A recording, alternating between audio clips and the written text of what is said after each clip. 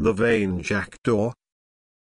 Jupiter announced that he intended to appoint a king over the birds, and named a day on which they were to appear before his throne, when he would select the most beautiful of them all to be their ruler. Wishing to look their best on the occasion, they repaired to the banks of a stream, where they busied themselves in washing and preening their feathers. The jackdaw was there along with the rest, and realized that, with his ugly plumage, he would have no chance of being chosen as he was, so he waited till they were all gone, and then picked up the most gaudy of the feathers they had dropped, and fastened them about his own body, with the result that he looked gayer than any of them.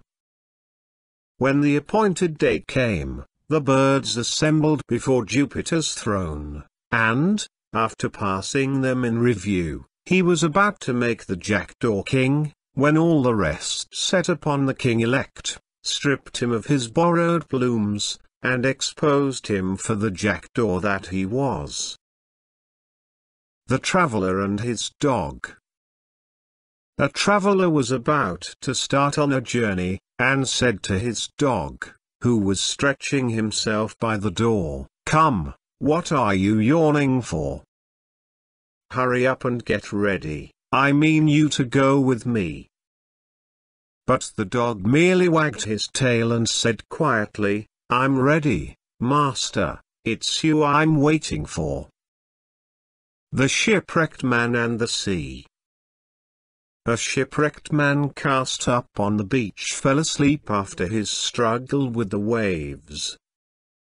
When he woke up, he bitterly reproached the sea for its treachery in enticing men with its smooth and smiling surface, and then, when they were well embarked, turning in fury upon them and sending both ship and sailors to destruction.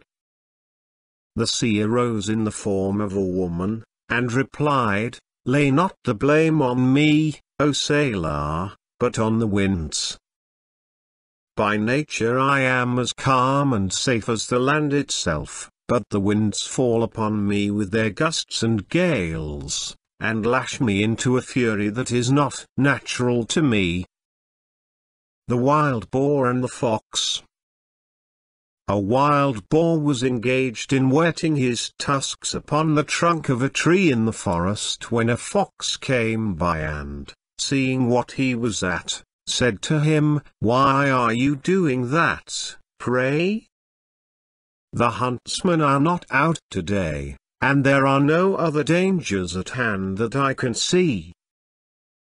"True, my friend," replied the boar, "but the instant my life is in danger I shall need to use my tusks. There'll be no time to sharpen them then." Mercury and the Sculptor. Mercury was very anxious to know in what estimation he was held by mankind, so he disguised himself as a man and walked into a sculptor's studio, where there were a number of statues finished and ready for sale. Seeing a statue of Jupiter among the rest, he inquired the price of it. "A crown," said the sculptor. "Is that all?" said he, laughing, and, pointing to one of Juno, "How much is that one?" "That," was the reply, "is half a crown." "And how much might you be wanting for that one over there, now?" he continued, pointing to a statue of himself. "That one," said the sculptor. "Oh, I'll throw him in for nothing if you'll buy the other two." The Fawn and his Mother. A hind said to her fawn, who was now well grown and strong, "My son, nature has given you a powerful body and a stout pair of horns, and I can't think why you are such a coward as to run away from the hounds." Just then they both heard the sound of a pack in full cry, but at a considerable distance. "You stay where you are," said the hind, "never mind me," and with that she ran off as fast as her legs could carry her. The Fox and the Lion. A fox who had never seen a lion one day met one, and was so terrified at the sight of him that he was ready to die with fear.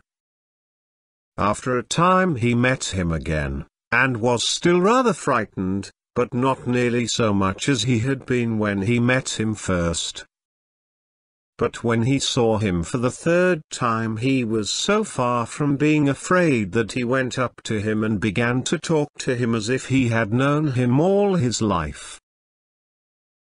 The Eagle and his Captor.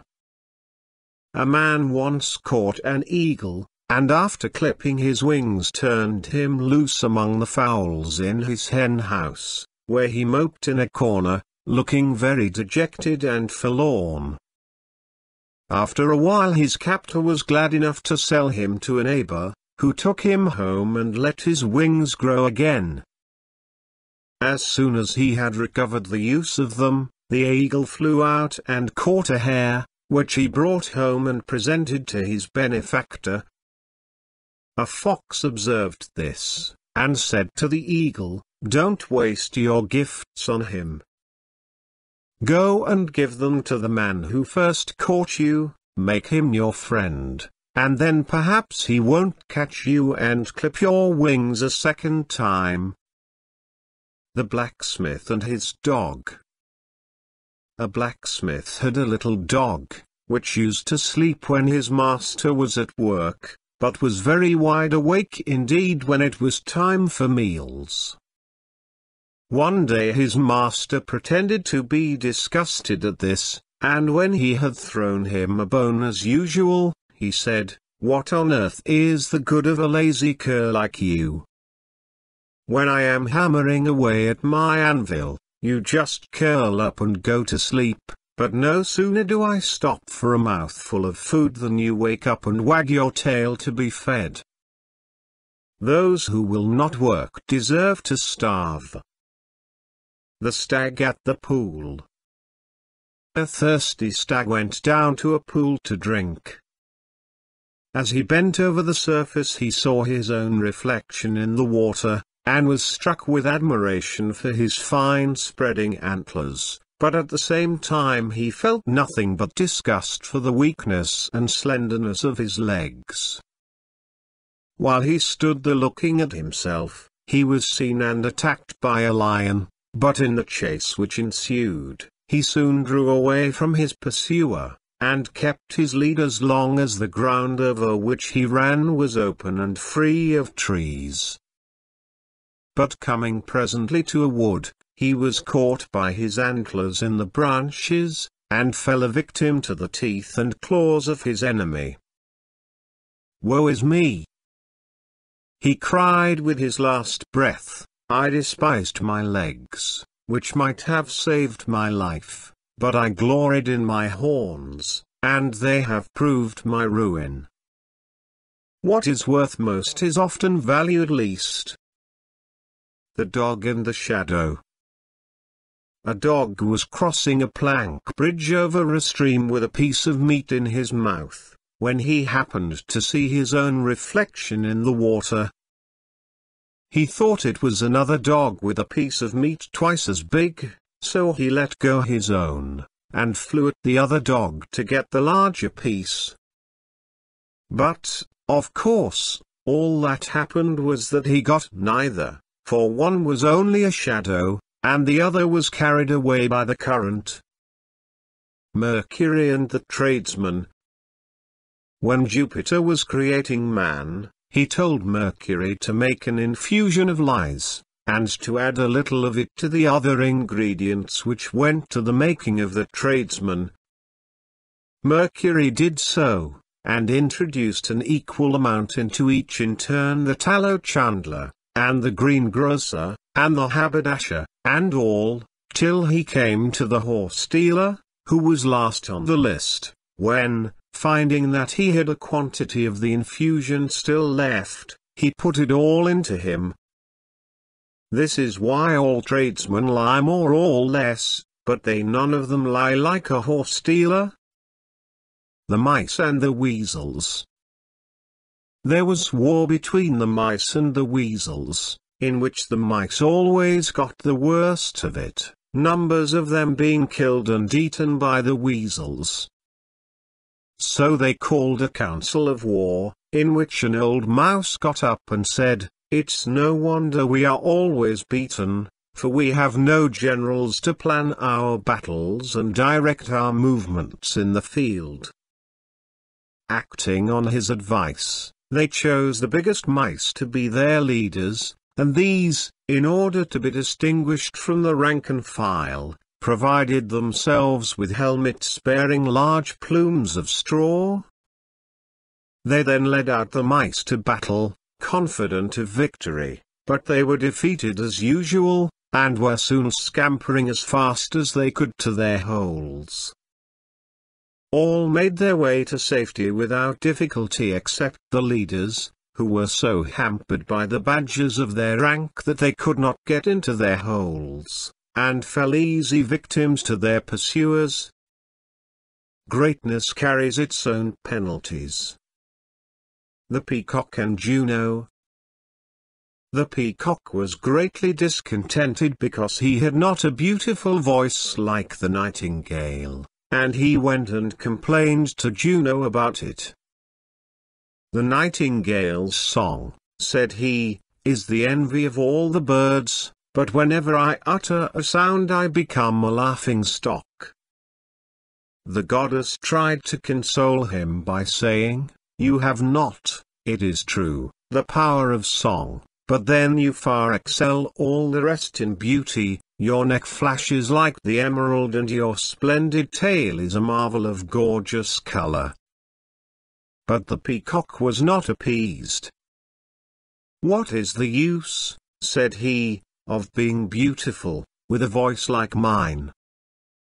Then Juno replied, with a shade of sternness in her tones, "Fate has allotted to all their destined gifts, to yourself beauty, to the eagle strength, to the nightingale song, and so on to all the rest in their degree, but you alone are dissatisfied with your portion. Make, then, no more complaints. For, if your present wish were granted, you would quickly find cause for fresh discontent." The Bear and the Fox. A bear was once bragging about his generous feelings, and saying how refined he was compared with other animals. There is, in fact, a tradition that a bear will never touch a dead body. A fox, who heard him talking in this strain, smiled and said, "My friend, when you are hungry, I only wish you would confine your attention to the dead and leave the living alone." A hypocrite deceives no one but himself. The Ass and the Old Peasant. An old peasant was sitting in a meadow watching his ass, which was grazing close by, when all of a sudden he caught sight of armed men stealthily approaching. He jumped up in a moment, and begged the ass to fly with him as fast as he could, "or else," said he, "we shall both be captured by the enemy." But the ass just looked round lazily and said, "And if so, do you think they'll make me carry heavier loads than I have to now?" "No," said his master. "Oh, well, then," said the ass, "I don't mind if they do take me, for I shan't be any worse off." The Ox and the Frog. Two little frogs were playing about at the edge of a pool when an ox came down to the water to drink, and by accident trod on one of them and crushed the life out of him. When the old frog missed him, she asked his brother where he was. "He is dead, mother," said the little frog. "An enormous big creature with 4 legs came to our pool this morning and trampled him down in the mud." "Enormous, was he? Was he as big as this?" said the frog. puffing herself out to look as big as possible. "Oh yes, much bigger," was the answer. The frog puffed herself out still more. "Was he as big as this?" said she. "Oh yes, yes, mother, much bigger," said the little frog. And yet again she puffed and puffed herself out till she was almost as round as a ball. "As big as—" she began, but then she burst. The man and the image. A poor man had a wooden image of a god, to which he used to pray daily for riches. He did this for a long time, but remained as poor as ever, till one day he caught up the image in disgust and hurled it with all his strength against the wall. The force of the blow split open the head and a quantity of gold coins fell out upon the floor. The man gathered them up greedily, and said, "Oh, you old fraud, you! When I honored you, you did me no good whatever, but no sooner do I treat you to insults and violence than you make a rich man of me." Hercules and the Wagoner. A wagoner was driving his team along a muddy lane with a full load behind them, when the wheels of his wagon sank so deep in the mire that no efforts of his horses could move them. As he stood there, looking helplessly on, and calling loudly at intervals upon Hercules for assistance, the god himself appeared, and said to him, "Put your shoulder to the wheel, man, and goad on your horses, and then you may call on Hercules to assist you. If you won't lift a finger to help yourself, you can't expect Hercules or anyone else to come to your aid. Heaven helps those who help themselves." The pomegranate, the apple tree, and the bramble. A pomegranate and an apple tree were disputing about the quality of their fruits, and each claimed that its own was the better of the two. High words passed between them, and a violent quarrel was imminent, when a bramble impudently poked its head out of a neighboring hedge and said, "There, that's enough. My friends, don't let us quarrel." The lion, the bear, and the fox. A lion and a bear were fighting for possession of a kid, which they had both seized at the same moment. The battle was long and fierce, and at length both of them were exhausted, and lay upon the ground severely wounded and gasping for breath. A fox had all the time been prowling round and watching the fight, and when he saw the combatants lying there too weak to move, he slipped in and seized the kid, and ran off with it. They looked on helplessly, and one said to the other, "Here we've been mauling each other all this while, and no one the better for it except the fox." The blackamoor. A man once bought an Ethiopian slave, who had a black skin like all Ethiopians, but his new master thought his color was due to his late owners having neglected him, and that all he wanted was a good scrubbing. So he set to work with plenty of soap and hot water, and rubbed away at him with a will, but all to no purpose. His skin remained as black as ever, while the poor wretch all but died from the cold he caught. The two soldiers and the robber. Two soldiers traveling together were set upon by a robber. One of them ran away, but the other stood his ground, and laid about him so lustily with his sword that the robber was fain to fly and leave him in peace. When the coast was clear, the timid one ran back, and, flourishing his weapon, cried in a threatening voice, "Where is he? Let me get at him, and I'll soon let him know whom he's got to deal with." But the other replied, "You are a little late, My friend, I only wish you had backed me up just now, even if you had done no more than speak, for I should have been encouraged, believing your words to be true. As it is, calm yourself, and put up your sword, there is no further use for it. You may delude others into thinking you're as brave as a lion, but I know that, at the first sign of danger, you run away like a hare. The Lion and the Wild Ass. A lion and a wild ass went out hunting together. The latter was to run down the prey by his superior speed, and the former would then come up and dispatch it. They met with great success, and when it came to sharing the spoil, the lion divided it all into 3 equal portions. "I will take the first," said he, "because I am king of the beasts. I will also take the second, because, as your partner, I am entitled to half of what remains, and as for the third, well, unless you give it up to me and take yourself off pretty quick, the third, believe me, will make you feel very sorry for yourself." Might makes right.